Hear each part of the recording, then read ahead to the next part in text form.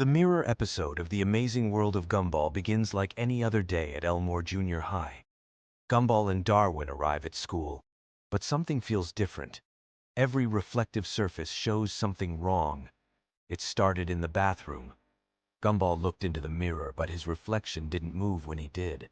Instead, it smiled a twisted smile and waved with the wrong hand. Darwin's reflection had no eyes, just empty black sockets. In the classroom, Miss Simeon's reflection in the window was writing different words. While she wrote mathematics, her reflection wrote, "Today you will join us." The other students' reflections in the window glass were all facing the wrong direction, looking directly at Gumball and Darwin. During lunch, the cafeteria windows became a nightmare. Every reflection showed students with blank, featureless faces. Penny's reflection had no shell, just a floating mass of light that pulsed unnaturally. The water in their glasses reflected not the ceiling, but a dark sky with moving stars. When Gumball tried to drink, his reflection opened its mouth too wide, revealing rows of sharp teeth. In the library, every book's glossy cover showed reflections of empty shelves. Carmen was reading, but in her book's reflection, she was screaming silently. The computer screens displayed, "We are waiting behind the glass." As the day progressed, reflections became aggressive. In the gym, the polished floor showed them running from something dark and shapeless. Their reflected selves looked terrified, constantly looking over their shoulders. The school's main hallway had a large mirror. As they approached, they saw themselves walking toward it, but behind their reflections stood dozens of figures. Students and teachers who had disappeared from Elmore. All were pointing at the real Gumball and Darwin, mouths moving in silent warnings. Principal Brown's office had a mirror behind his desk. His reflection was not sitting, but standing behind the real Principal Brown, hands reaching toward his neck. The reflection's eyes were completely white. The final horror came when they realized every reflection was connected. Looking into any surface, they could see the entire school from the mirror world's perspective. In this reflected Elmore, hallways were filled with shadowy figures of everyone who had ever looked into these mirrors. The episode ends with them running toward the exit, but every door shows their reflections running deeper into the school. The last shot shows them at the entrance, but their reflections in the glass doors are trapped inside, while something else wearing their faces walks into the real world. The lost episode of The Amazing World of Gumball that never aired. It was another ordinary day at the Watterson house, but something felt different from the moment Gumball woke up. The sunlight streaming through his bedroom window seemed dimmer than usual, casting strange shadows that didn't match the furniture. Darwin was already awake, sitting on the edge of his fishbowl with an expression Gumball had never seen before. "Did you have the dream too?" Darwin asked without turning around, his voice carrying an unusual weight that made Gumball's fur stand on end. "What dream?"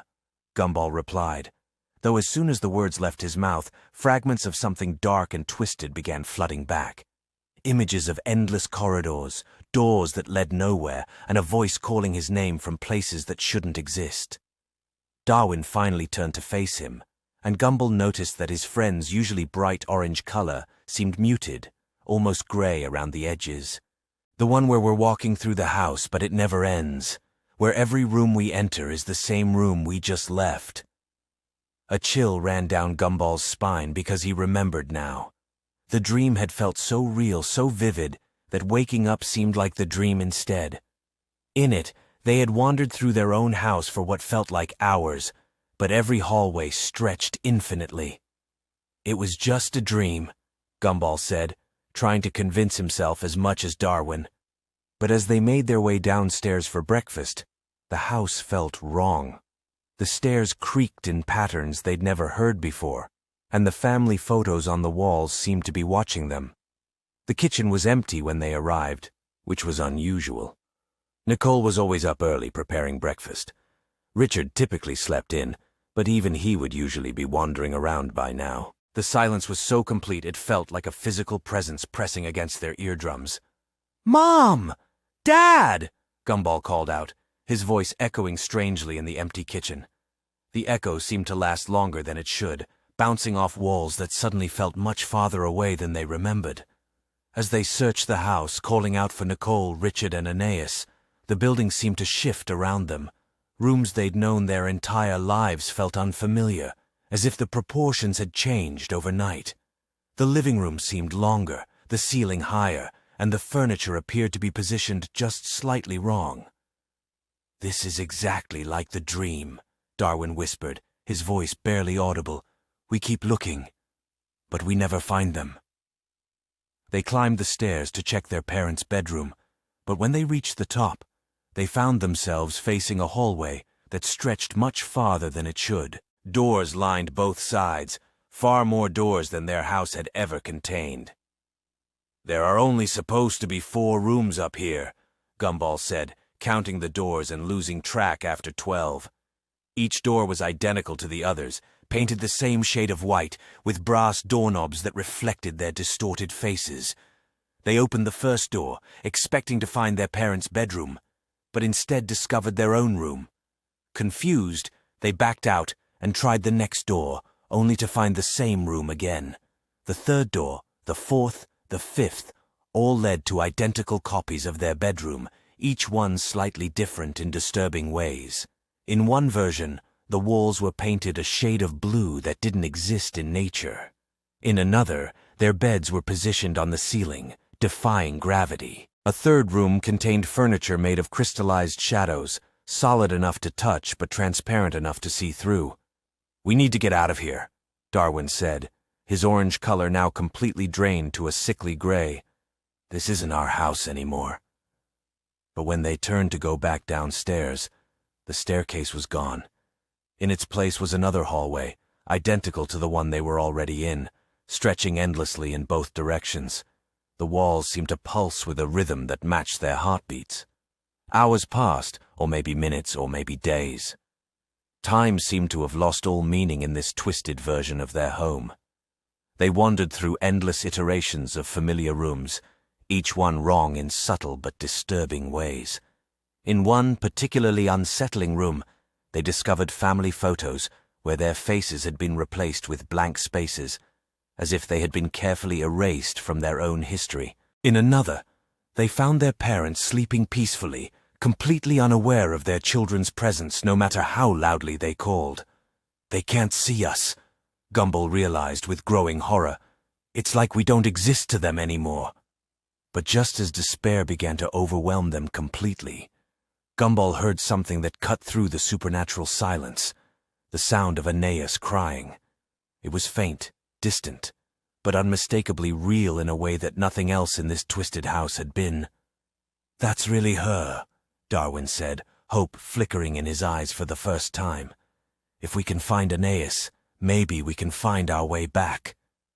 Following the sound of their sister's tears, they began to run through the endless hallways. And for the first time, the house seemed to respond differently. Doors began to slam shut behind them, walls started to shift and change, and the very air seemed to fight against their movement. But they kept running, following that one real sound in a world of illusions, determined to find their way back to the family they'd lost, back to the home they remembered. The lost episode of The Amazing World of Gumball that never aired. It was a Tuesday morning at Elmore Junior High, but something felt different from the moment Gumball and Darwin walked through the front doors. The hallway seemed longer than usual, stretching endlessly, and the familiar chatter of students was replaced by unsettling silence. When they reached their lockers, Gumball's combination no longer worked. The numbers seemed to shift and blur whenever he tried to focus on them. Darwin watched nervously as his best friend struggled with the simple task they had done hundreds of times before. In their classroom, Miss Simeon was nowhere to be found.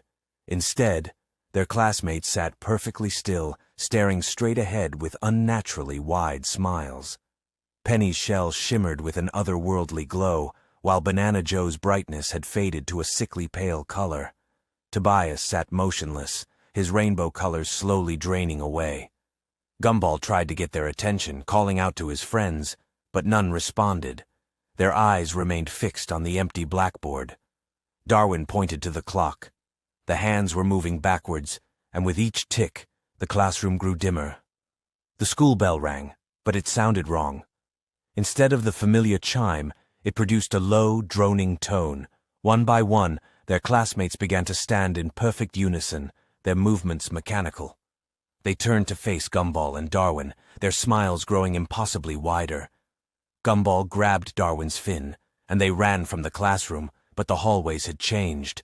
Doors that should have led to other classrooms now opened onto empty voids. The lockers stretched up toward a ceiling that disappeared into darkness. They found themselves in the cafeteria, where lunch ladies continued serving food to empty trays. The smell was all wrong, sweet and cloying. Steam rose from untouched meals, forming shapes that looked almost like faces. Darwin whispered that they should go home, but when they tried to leave through the main entrance, they found themselves back in the same hallway. The school had become a maze with no exit. The final bell rang, but instead of students rushing to leave, the building fell completely silent. Gumball and Darwin stood alone in the main hallway, watching as the lights began to flicker and dim. In the growing darkness, they could hear faint laughter coming from everywhere. As the last light went out, Gumball reached for Darwin's fin, but found only empty air. He called out his brother's name, but his voice seemed to be swallowed by the darkness. When emergency lighting kicked in, casting eerie red shadows, Gumball realized he was alone. The school around him began to shift and change, walls melting and reforming. He ran through corridors that led to more corridors. In the distance, he could hear a school bell ringing repeatedly. Gumball followed the sound, but found himself in his own classroom. On the blackboard were the words, "Class dismissed forever." In the corner sat a figure that looked like Darwin, but its eyes were black.